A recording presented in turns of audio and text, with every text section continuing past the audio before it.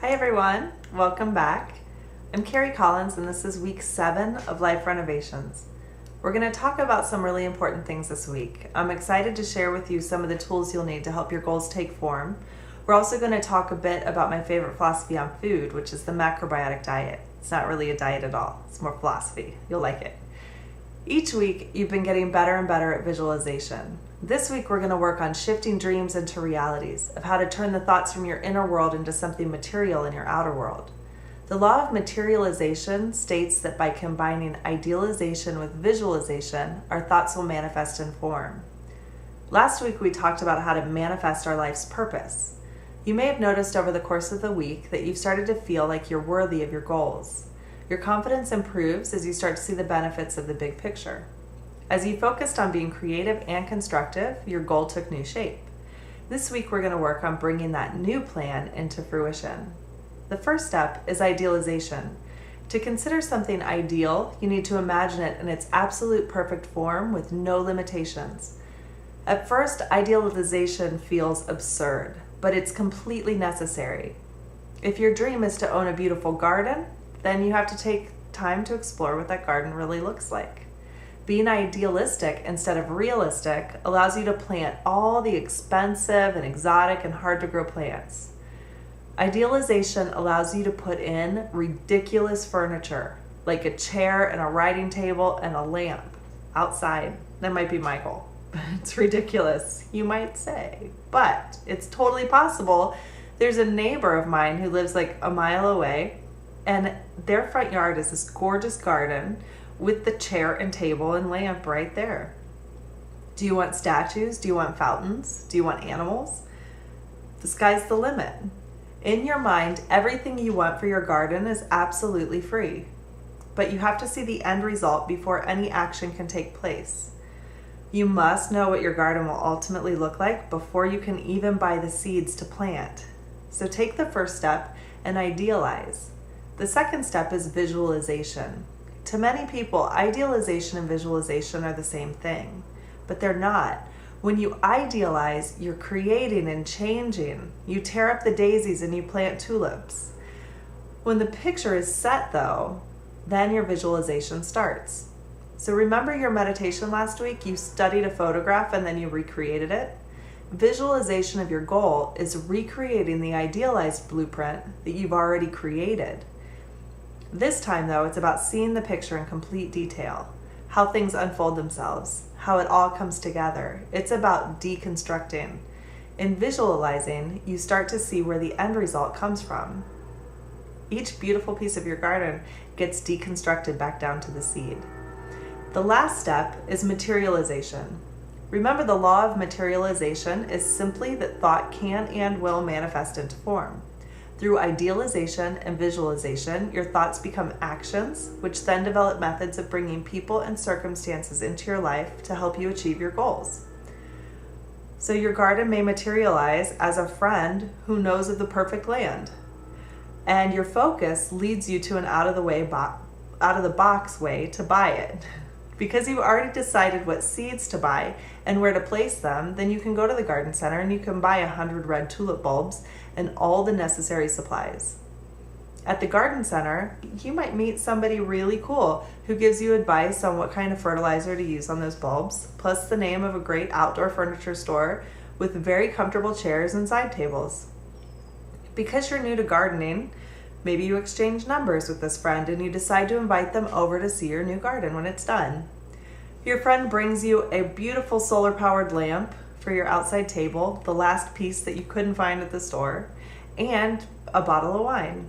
In the past, you'd think to yourself, how odd, how'd they know that I still needed a lamp?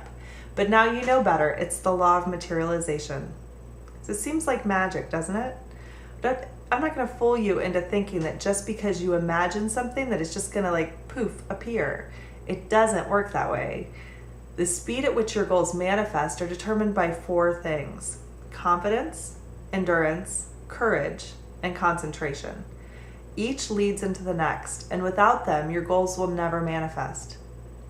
First, you must have confidence that you're worthy of your goal. This is when the phrase "fake it till you make it" comes into play. You must have faith, the unwavering belief in something that you can't see. This isn't to be spiritual or religious. It's not a belief that if you pray really hard that God will answer your prayers. There's a time and a place for that, but this isn't it. You must believe unwaveringly that your goal can and will happen because you will it to be so. That the same force in the universe that's bringing nutrients to the roots of the trees is right now bringing you tools, supplies, energy, finances, people, and intelligence to achieve your goal. Having confidence means that you know without a doubt that your goal is not just going to manifest in the future, but that it's in the process of manifesting at this very moment. Second, you have to have endurance. We've been practicing for over a month on the ability to sit still and focus your mind. With a poor or ever-changing blueprint, your garden will never turn out the way you want it to. You can't afford to slack off in your visualization. Having endurance means the ability to focus with clearness and accuracy, being able to repeatedly have the same image in your mind. When you focus with this kind of clarity, millions of little brain cells get to work on building and creating. When you lose focus, though, these brain cells get to work on whatever else is in your mind, like what's for lunch, or my boss is a jerk, or why aren't my kids calling me? How do you build endurance? Just like a marathon runner trains for a marathon. You start with small distances, and each week you increase in difficulty. I've been slowly conditioning you since you started this course to increase your endurance and the clarity and accuracy of your focused meditation time. When you have the endurance to focus with clarity and with accuracy, and when your blueprint no longer wavers, when it's set in stone, then you're ready to move on to the next step, which is courage. So step 3, courage. Now let's think about what courage is. Well, we know the opposite of courage is fear. Fear is the biggest threat to our beings, to our mind, body, and soul. It's the only thing that can keep us from living a full and abundant life. Fear makes us tense up our bodies and become small and scared to speak out or to take chances. When you consider your fears, the root of that fear is an uncertainty of how your body's going to react. I mean, if you have a fear of falling, it's not actually the falling that you're afraid of, it's that you're afraid of what your body's going to do when you hit the ground.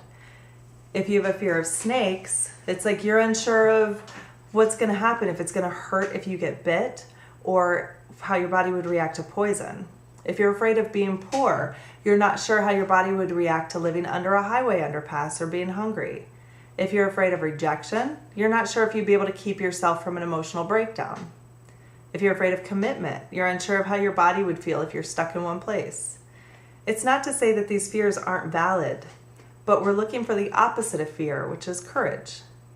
Adding fear into the manifestation equation is like putting sand in the gas pump of your car.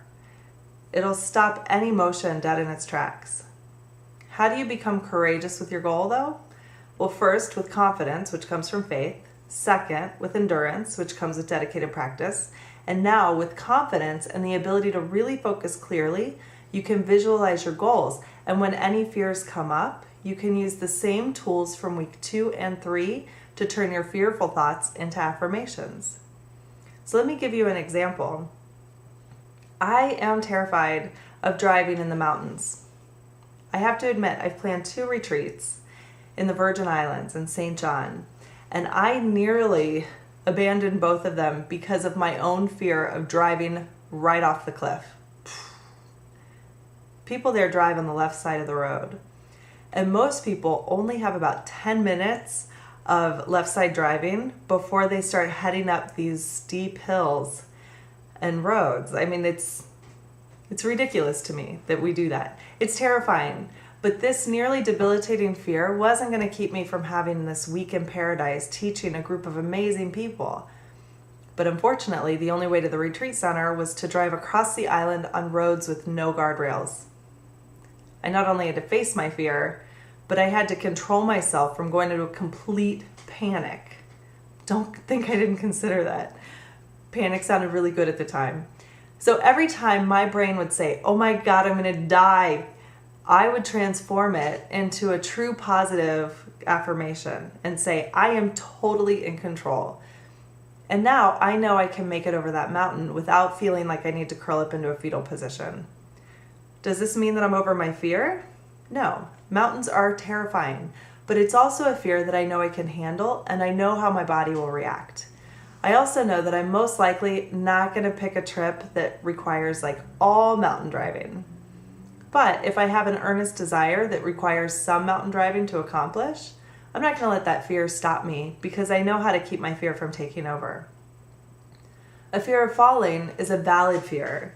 It keeps us from doing things though like driving or flying, even though we know the chance of us actually driving off a cliff or of an airplane falling out of the sky is really small. It's almost easier though to reverse our thoughts when the fears are obvious like that. When the fears aren't so obvious, like when you have stage fright or failure or a fear of rejection, those are all similar fears. They're just not as obvious. So it's hard to come up with affirmations right away.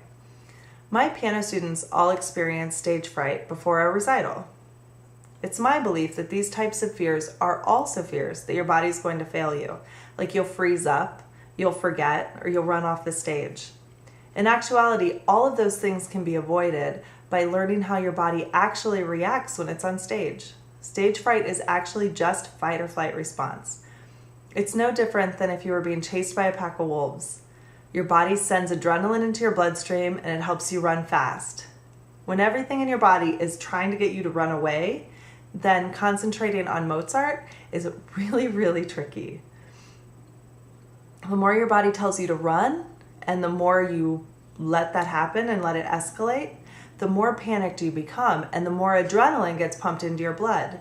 And your body's screaming at you like, I told you, run, no really, run. Or even worse, play dead, which when you're playing the piano that's that, I can't remember anything. In the case of stage fright, I know after a few seconds on stage how my body is going to choose to respond to the situation. Some people sweat, some breathe faster. I actually shake. My knees shake like crazy. If I put my energy into trying to get my knees to stop shaking, or if I let that fear escalate, like, well, if my knees are shaking, what if everybody can see me? And what if it gets worse? And what if everything's shaking? Then more adrenaline gets pumped into my body and it gets worse. It gets worse and worse. If I accept that my knees are shaking when I'm on stage, or even just the fact that my body's going to be full of adrenaline when I'm on stage, then I can accept that energy. And instead of letting the fear get bigger and bigger and bigger, it just stops dead in its tracks. Does that mean that stage fright isn't legitimate? Of course not. Everyone I know gets nervous on stage, even me. But when you know that your body won't fail you, you can keep that fear from escalating. So last week, I instructed you to spend some more time with people who support you and less time with people who don't. Sometimes in this process, it's difficult to be around your significant others because their thoughts seem negative. Well, part of their job is to support you. The other part is to keep you accountable for your actions. So every decision you make reflects on their lives as well. So their fears come out too, not to stop you, but to protect themselves and you. It's easy to get mad at them to think they're not being supportive. But the contrary is true. They're showing their fears because they care about you. Every time you get resistance from someone else, though, you can think of how to replace their fearful thought with a truthful positive affirmation too. So if you want to go on a mountain trip and drive on those hills, you have to turn your fear into courage. And if your passenger seat person also is scared to death, you also have to turn their fear into courage. So the same thing applies with hunger, with lack of shelter, with rejection or commitment. Remember that fear stops action and courage propels it forward. Turn your fear into courage. That's step 3. Now that brings us to our final step, which is step 4, concentration. Your job is to create your ideal goal so clearly in your mind with confidence and courage that there's no way it can't manifest in your life. When you find yourself wavering, and you will, it's your ability to concentrate that will pull you back into the process of manifesting great things in your life. Only create ideal images without any regard for what's happening in the outside world. When you create a beautiful inner world, the outer world has no choice but to express the same conditions as your inner world. When you think of fear, debt, or hunger, you'll bring more fear, debt, and hunger into your life. When you think about courage, affluence, and abundance, then you bring more courage, affluence, and abundance into your life. By having those 4 things, confidence, endurance, courage, and concentration, you'll bring into effect the law of abundance, which states that thoughts create the energy that bring you everything you need to achieve your full potential. The law of materialization and the law of abundance are 2 very difficult laws to master because they take a huge amount of mental work. But if you do this work, you can have everything you need to bring health, wealth, and happiness into your life. So last week, I asked you to focus on turning your goal into something creative and constructive and to pay attention to what happened. This week, we're going to take it a step further. I want you to think of how your goal has changed now, how it's different since you thought about making it more creative and more constructive. I also want you to think about any kind of examples that are being shown to you about how you can feel more confident you're on the right path. Anything that makes it really obvious. Those thumbs up from the universe. And then I also want you to think about the fears that are coming up around your goal. Also, what kind of fears you're getting from other people, like the resistance you're getting from the people who are close to you. Remember, their resistance is just a mirror of your own fears, so listen to them like they're your own. This week, you're going to take each fear and turn it into a courageous statement.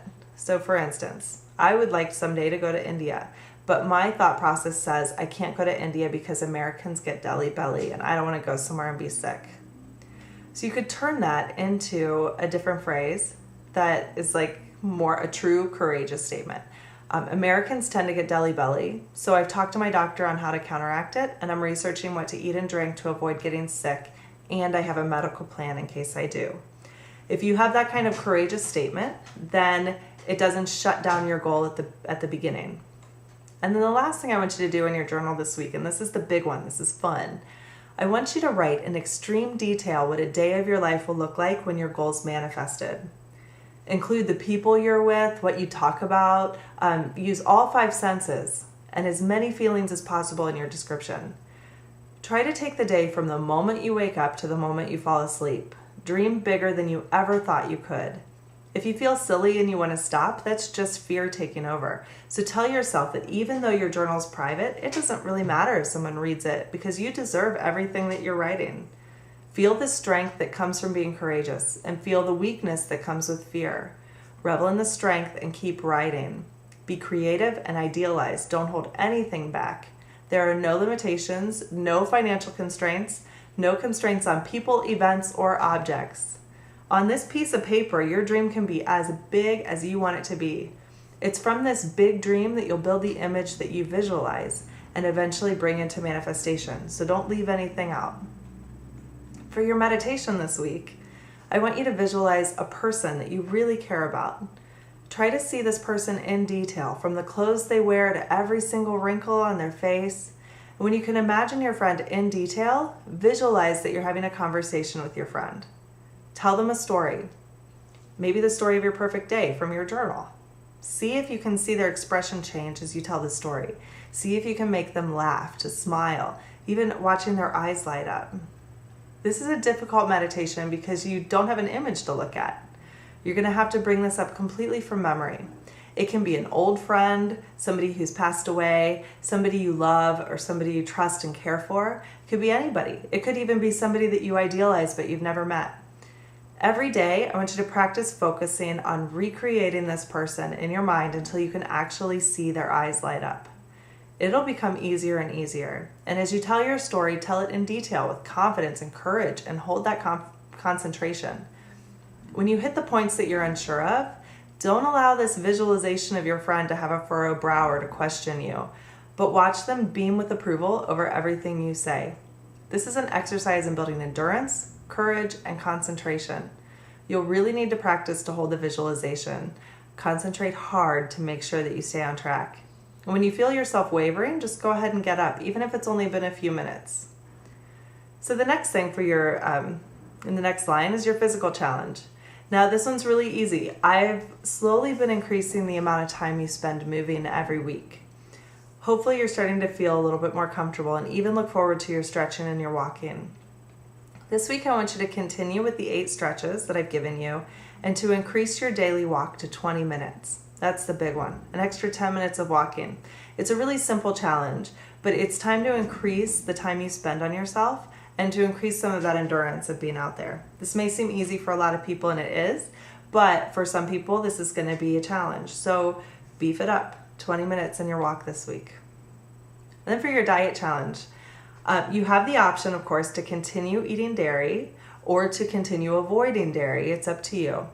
But I'd like you to continue monitoring how your body feels this week, especially if you've started eating dairy again. Hopefully you'll feel fantastic, but if not, I hope you've gained some new awareness on how to make changes and make yourself feel better. I would like to introduce you to something new this week though, macrobiotics. The macrobiotic diet gained a lot of popularity in the 60s and 70s as an anti-cancer diet and is still used to this day as a diet safe for cancer patients. I figure if it helps slow the growth of cancer, it can't be all that bad.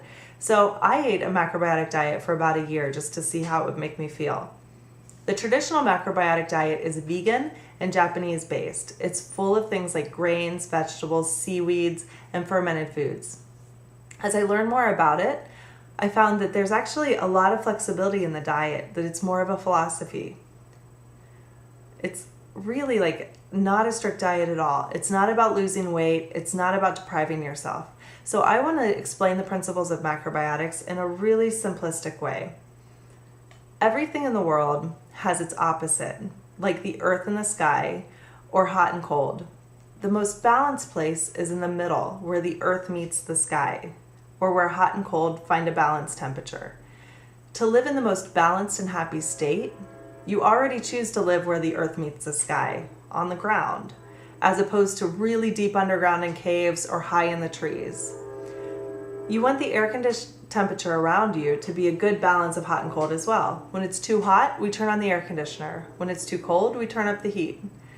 When we hit the extremes of too hot or like too high in the air, it can make us stressed and unhealthy and has a general feeling of instability.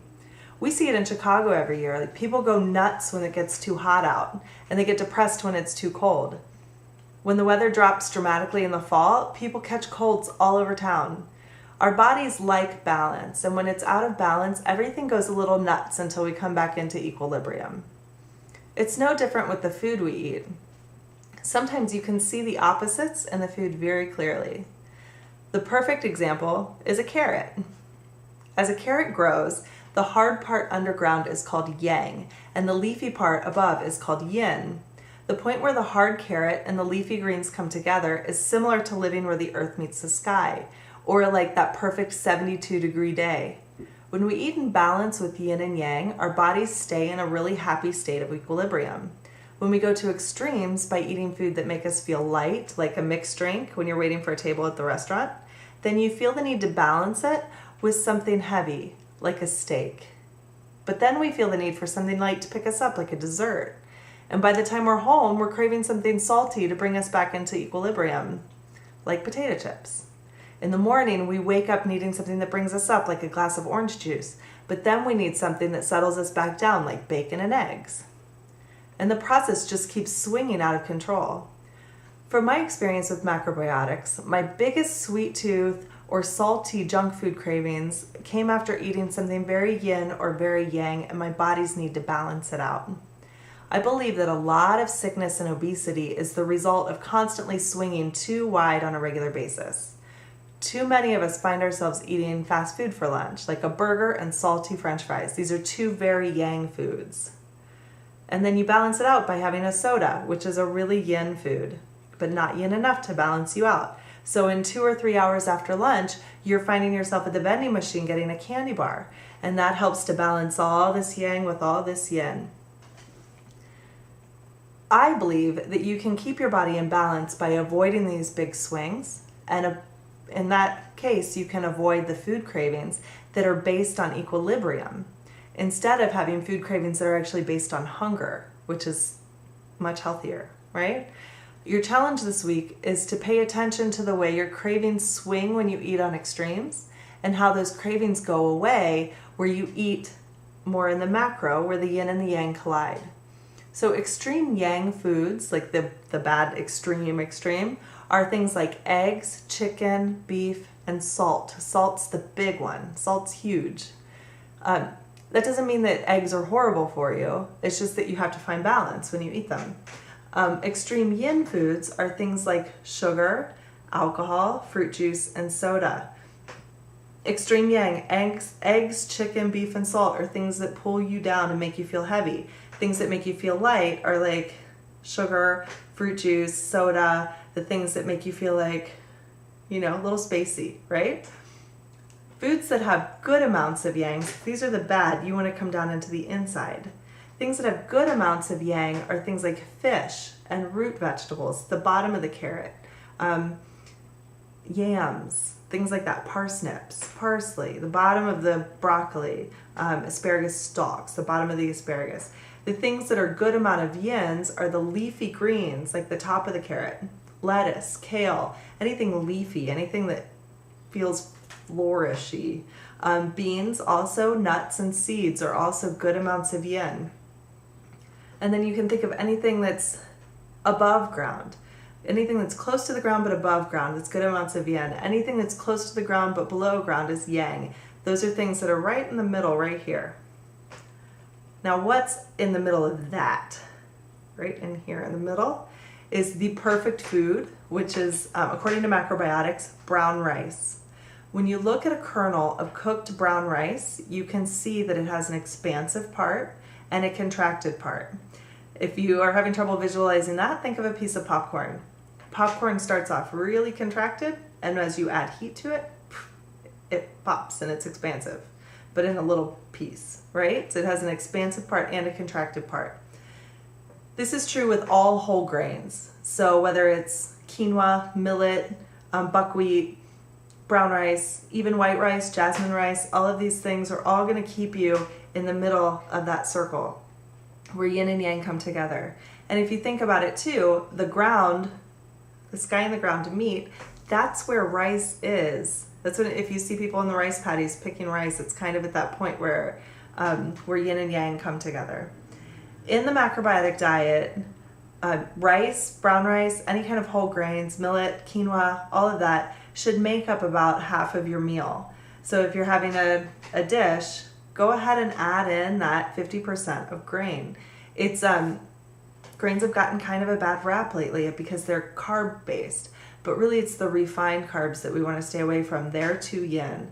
Any kind of refined flours, bread, sugars, semolina pasta, that sort of thing. We want to make sure that we're staying in with like whole grains. Whole grains have that expansive and contracted part, right?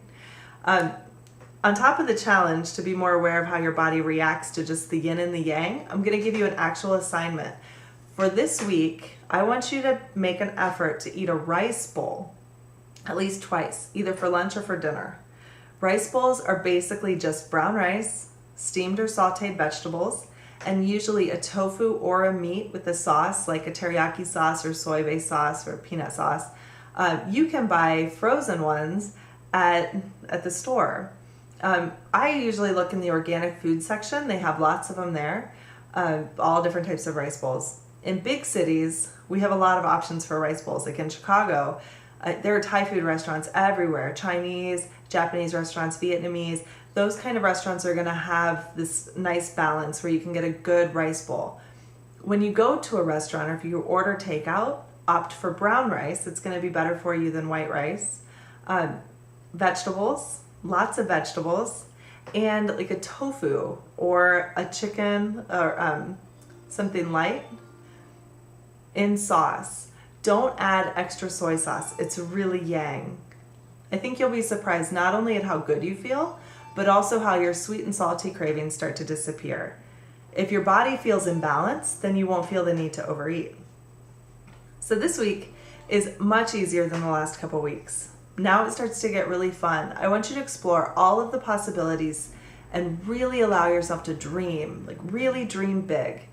Enjoy your meditation practice. You actually get to have a conversation this week in your mind instead of just sitting there not thinking at all, right?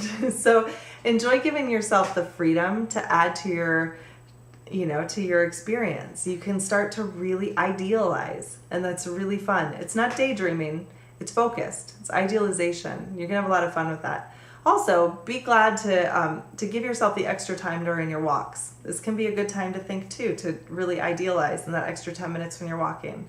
And lastly, expand your food repertoire by trying out rice bowls this week. I think you'll really like them. All right, that's it for this week. I will see you guys next Thursday, and take care.